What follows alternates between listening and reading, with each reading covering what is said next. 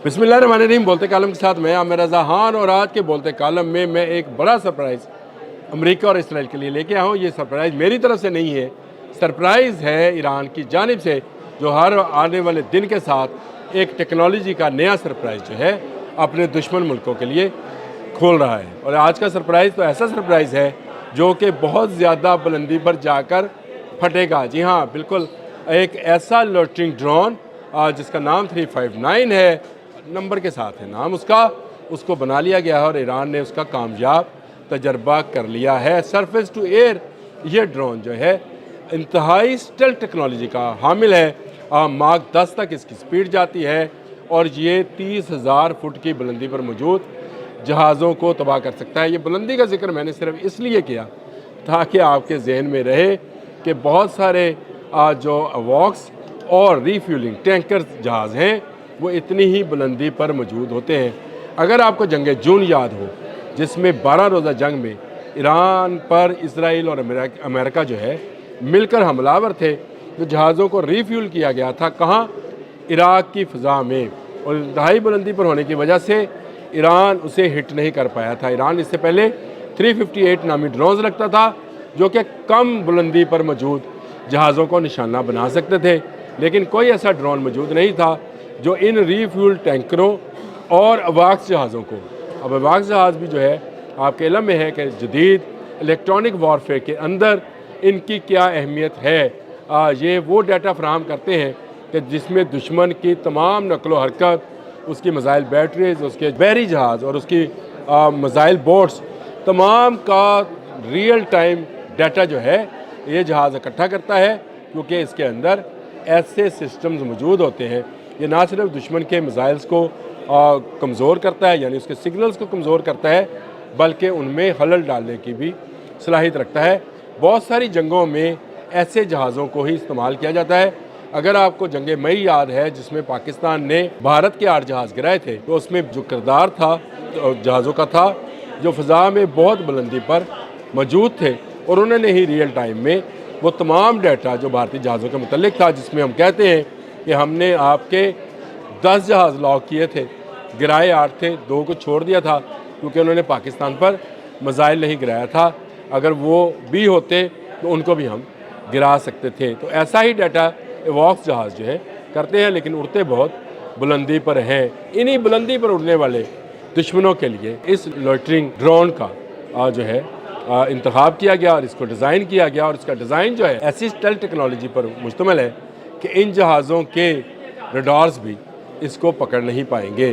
तो ये एक ऐसा सरप्राइज़ है जो अमेरिका और इसराइल दोनों के लिए है, क्योंकि इन दोनों के जहाज़ जब उड़ेंगे, यानी इसराइल के जहाज़ या अमेरिका के जहाज़ किसी खलीजी ममालिक से उड़ेंगे, तो उन्हें कहीं ना कहीं रीफ्यूलिंग करना पड़ेगी। अगर लेट से F-15 भी होता है तो इसको इराक की फ़ज़ा में रीफ्यूलिंग करना पड़ेगा, लेकिन ये जहाज़ जो माक 10 की स्पीड के साथ, यानी ये ड्रोन माक 10 की स्पीड के साथ उड़ेगा, तो ये फिर किसी को खातर में नहीं लाएगा और सीधा अपने टारगेट की तरफ जाएगा और उस जहाज़ को ज़मीन बोझ कर देगा। उस जहाज़ को जो दुश्मन की आँख कान बना होगा, यानी देखने और सुनने की सलाहियत रखता होगा, उसको ना सिर्फ तबाह करेगा बल्कि वो जो जहाज़ों को फ्यूल फराहम करेगा, जहाज़ों को उड़ने की जो है उसके लिए खुराक फराहम करेगा, उन जहाज़ों को भी गिराने के काबिल है। मैंने आपको बता दिया कि लोटरिंग 359 ईरान ने इसका कामयाब तजर्बा कर लिया, और उसके बाद से अमेरिका और इसराइल खतरा लायक है कि उसके बहुत बुलंदी पर उड़ने वाले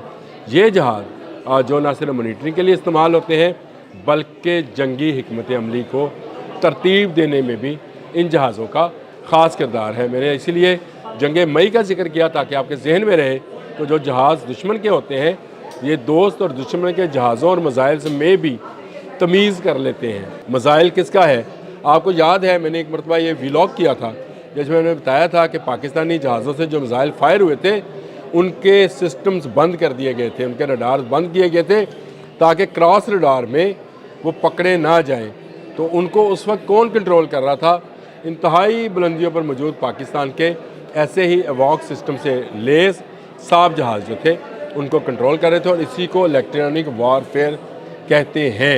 ईरान के मतलब ये कहा जाता था कि उसकी टेक्नोलॉजी जो है शायद पुरानी है, लेकिन हर आने वाले दिन के साथ जैसे जैसे वक्त गुजर रहा है ईरान एक से बढ़कर एक सरप्राइज़ दे रहा है, और इस दफ़ा का सरप्राइज़ जो है ये 30,000 फुट यानी 9,000 मीटर कह लें या आप 30,000 फुट की बुलंदी कह लें, उसका सरप्राइज़ है।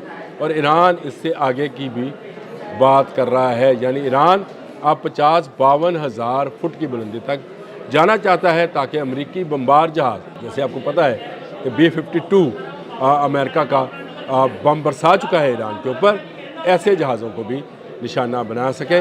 और इस तरह ईरान ने अपने जो सिस्टम्स हैं और उनको एयर डिफेंस के सिस्टम को मज़ीद बेहतर बना लिया है। ये लोटरिंग सिस्टम है और ये एक ऐसा सिस्टम है जिससे मल्टी लेयर्स डिफेंस सिस्टम कहा जा सकता है, क्योंकि इससे पहले लोटरिंग ड्रोन 358 मौजूद होगा जो निचली परवाज़ करने वाले जहाज़ों का मुकाबला करेगा, और उसके बाद 359 है जो अवॉक्स और इसी तरह के रीफ्यूलिंग जहाज़ों का जो है तबाह करेगा, जो 30,000 फुट की बुलंदी पर उड़ रहे होंगे। पासदारान इस्लाम हर आने वाले दिन के साथ एक नया सरप्राइज़ बॉक्स अमेरिका, इजराइल और अपने दुश्मन ममालिक के लिए खोल रहा है, और ये इसके बाद मेरा नहीं ख्याल कि कोई दूसरा मुल्क जिस तरह खलीजी ममालिक ने और सऊदी अरब समेत तमाम खलीजी ममालिक ने पहले ही अपनी सरजमीन इस्तेमाल करने से मना किया है, इस लोटरिंग ड्रोन के बाद कोई मुल्क अपनी फ़ज़ाई हदूद भी अमेरिका को इस्तेमाल नहीं करने देगा, क्योंकि अगर उसकी फ़ज़ा इस्तेमाल होगी तो यही लोटरिंग ड्रोन वहाँ पर हमलावर होगा और एक नई जंग उस मुल्क के लिए खुल जाएगी, जिसके बाद ना सिर्फ ईरान हक बजानब होगा उस मुल्क पर हमला करने का, क्योंकि उसने अपनी फ़ज़ाई हदूद अमेरिका यानी उसके दुश्मन इजराइल यानी उसके दुश्मन के लिए खोली हुई थी। तभी तो अवाक्स मौजूद था, तभी तो इस तरह के जहाज़ मौजूद थे जिनको रीफ्यूलिंग टैंक्स कहा जाता है। ये रीफ्यूलिंग टैंक्स के ना होने से अमेरिका को बड़ा धचका लग सकता है, लेकिन ईरान हर आने वाले दिन में नया सरप्राइज़ बॉक्स खोलता है, एक वेपन निकालता है और दुनिया के सामने पेश कर देता है। इस वक्त इस लोटरिंग ड्रोन की धूम मची पड़ी है कि 30,000 फुट की बुलंदी तक किसी जहाज़ को ईरान उड़ने नहीं देगा। हाँ, अब इससे आगे यानी सितारों से आगे जहाँ और भी हैं, इससे ऊपर प्रवास करने वाले भी जहाज़ हैं और फाइटर प्लेन हैं और ऐसे बमबार त्यारे हैं जो दुश्मन पे बमबारी करते हैं, तो ईरान अब उसकी तरफ मतवज्जा है, यानी वो ऐसी हिकमत अमली और ऐसी टेक्नोलॉजी बना रहा है जिससे ये साफ ज़ाहिर है कि वो आने वाले वक्त में अमेरिका और इसराइल का भरपूर मुकाबला करेगा। अल्लाह करे ये मुज़ाकरात जो इस्तांबुल में हो रहे हैं कामयाब हो जाएं, ईरान और अमेरिका पीछे हट जाएं, जंग ना हो। लेकिन जंग होने की सूरत में बड़े सरप्राइज़ बॉक्सेस अभी भी ईरान के पास मौजूद हैं जिनको वो खोल नहीं रहा है। अगर वो खुले तो अमेरिका का मुंह खुले का खुला रह जाएगा। अब तक के लिए इतना ही। अल्लाह हाफ़िज़।